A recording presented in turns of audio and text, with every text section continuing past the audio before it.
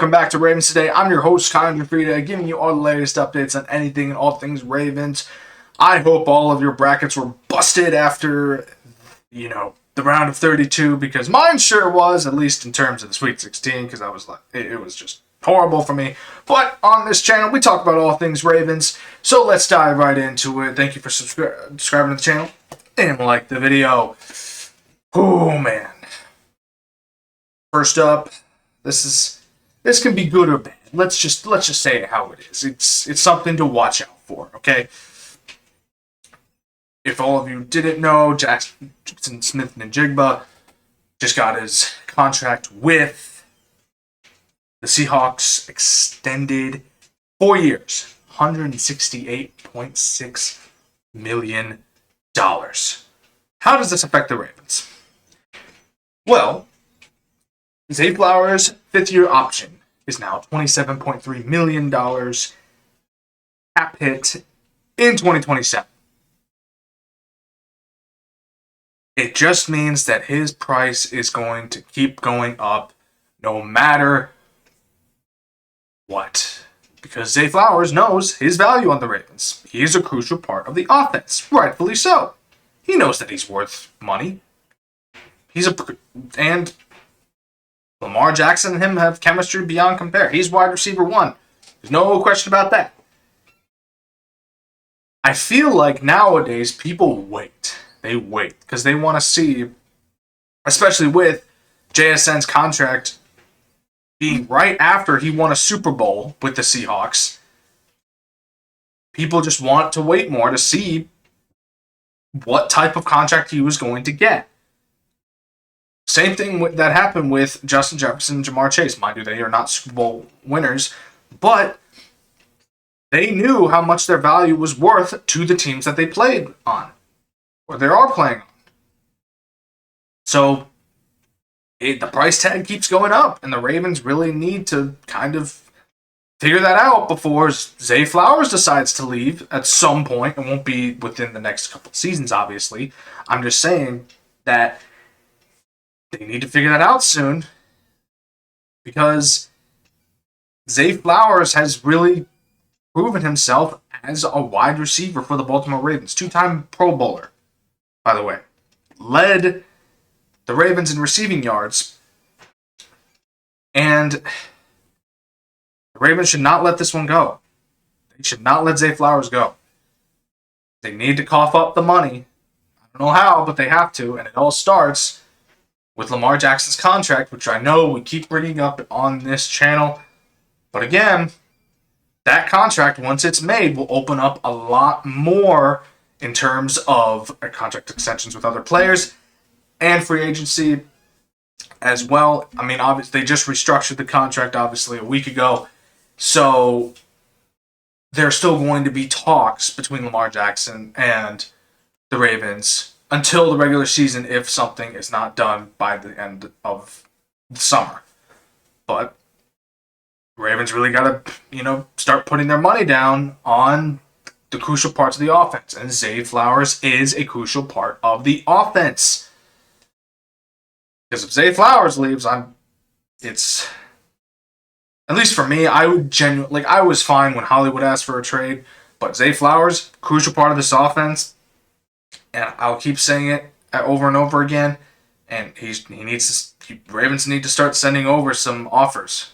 And hopefully that Zay Flowers thinks that they're worth it.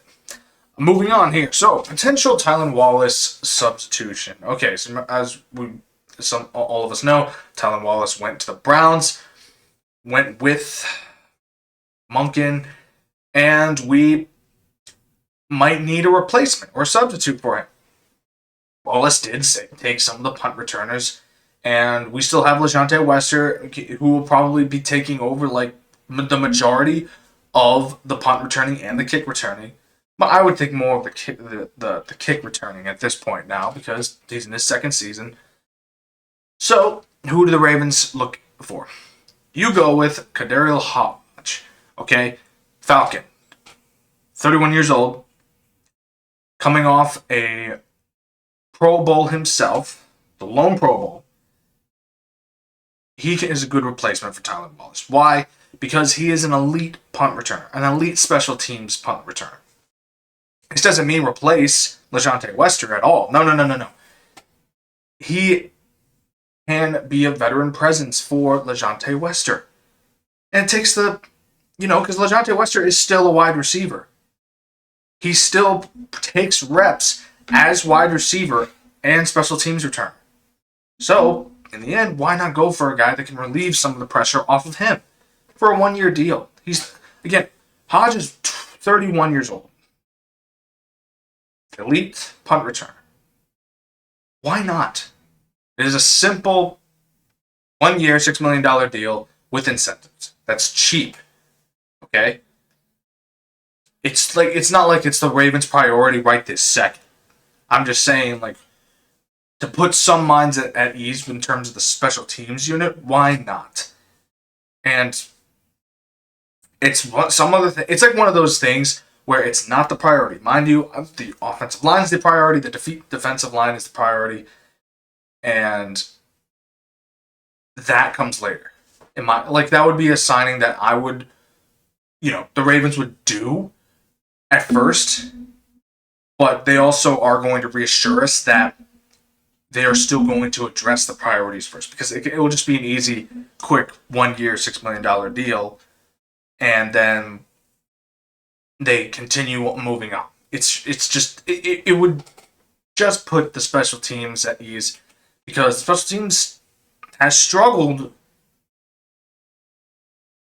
in previous years.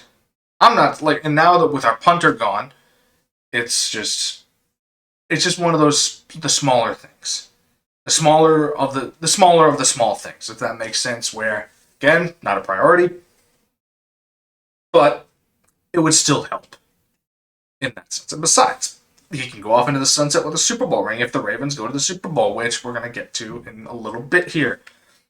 Moving on to, I mentioned Tyreek Hill a lot on this channel as a potential target for the Ravens. Now it seems like the Chiefs and the Ravens are going to be the ones gunning for Tyreek Hill. We address all rumors on this channel, and I've said my piece about Tyreek Hill on the Ravens. But I don't want the Chiefs to have him whatsoever. Nada. Zip. No. Absolutely not. They already have Xavier Worthy. So they don't need another speedy wide receiver. They just don't, and I'm so sick and tired of this. I don't think Tyreek Hill is going to go to the Chiefs unless they give him a very, very generous offer. Do I think that's going to happen? I don't think so, because Hill and the Chiefs have falling out from what it sounds like. But if I'm a Ravens front office and I'm watching that, I don't want the Chiefs to ever win a Super Bowl ever again under Patrick Mahomes. So if I'm the Ravens, I would start putting some money there. And mind you, I've said my piece on Tyreek Hill. That we don't know what he's going to be like after his recovery and all the things that he has gone through outside of the NFL. But again, the Ravens are built on a great culture. It's what John Harbaugh had instilled in the team. And what if we can kind of be I don't want to say a redemption, but what if we can kind of steer him in the right path, Allow him to come onto the Ravens as a speedy wide receiver. Mind you, the Ravens don't need another speedy wide receiver. They need a big-bodied wide receiver. Been advocating for that for the past few weeks. But I don't think it would be a terrible signing. I just don't think it's necessary. And again, we don't know how Tyreek Hill is going to be after his recovery. This would be an investment that, again, in my opinion, we can look elsewhere. It doesn't address what we actually need at the wide receiver position. But selfishly, I don't want the Chiefs to get Tyreek Hill back. Do I think they're going to eye that? No, absolutely not. I think that any team would make sure of that, would give Tyreek Hill a bag. That includes the Ravens, in my opinion. But I don't think that the Ravens are going to offer him what Tyreek Hill expects, and I don't think the Chiefs are really going to try and go get Tyreek Hill again. So, we just have to wait and see. if the Ravens do get Tyreek Hill, to me that's a risky investment. But again, and it doesn't address the issue that we do need a big-bodied receiver. But we have to wait and see. Maybe we can get something out of him, like we did OBJ when OBJ was on the Ravens. But and maybe we can get another Super Bowl because of Tyreek Hill. I don't know. Because the Ravens are slated to be over 11.5 wins this next season. 11.5. Under a new head coach, a new coaching staff in general, by the way.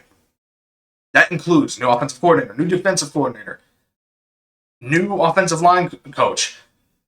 Nobody on the Ravens has been, at least in terms of the big three, the head coach, the offensive coordinator, and the defensive coordinator, none of those guys that were on the Ravens coaching staff before that were brought back. Rightfully so.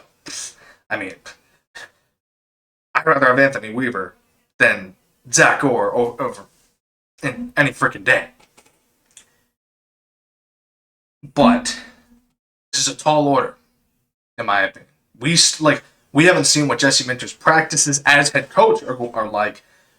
Mind you, he's talked about it, but we haven't seen it. And mind you, injuries do happen in the NFL before the season even begins. So, 11.5 wins for a team with a new coach.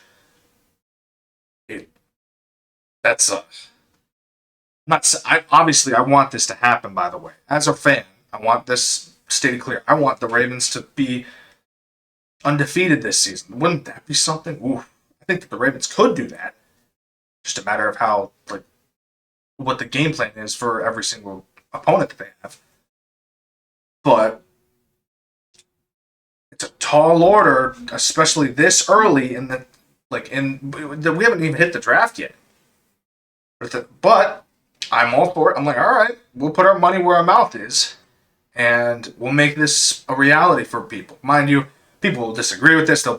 Some say that Ravens are going to be under 8 wins because of the new coaching staff, because it's an experience, and blah, yada, yada, yada. Mind you, I'll put this on a hill here, that when coaches receive so much praise, Declan Doyle receives so much praise that he might even get a head coaching job this next season, which I hope is not going to happen. From what I've heard, Anthony Weaver, who has had head coaching interviews before he took the job as the DC for the Ravens, Jesse Minter, the Mike McDonald 2.0, who had multiple head coaching interviews before ultimately signing with the Ravens. It's just we've got an elite coaching staff here, and I do think this can happen. This is why it brings me back to what I said earlier. Ravens can win a Super Bowl in Jesse Minter's first year. They can. They just need to fix the small things. Seahawks did it with Mike McDonald in his second season as head coach. They just needed a quarterback in Sam Darnold. They needed just to fix the little things in that second season. Jesse Minter is already addressing, Eric DeCosta is already addressing the small things that the Ravens need in order to get to that level. Again, we have not seen Jesse Minter coach as a head coach. As a defensive coordinator, we've seen him turn the Chargers around. But I do believe that we can get this. We can get over 11.5 wins. I think that we can be the best team in the AFC, but we have to wait and see. But from the way it's panning out, it's definitely possible. Thank you for tuning in to Ravens Today. I'm your host, Connor Gioffreda. Again, subscribe to the channel, like the video. I will catch you all later.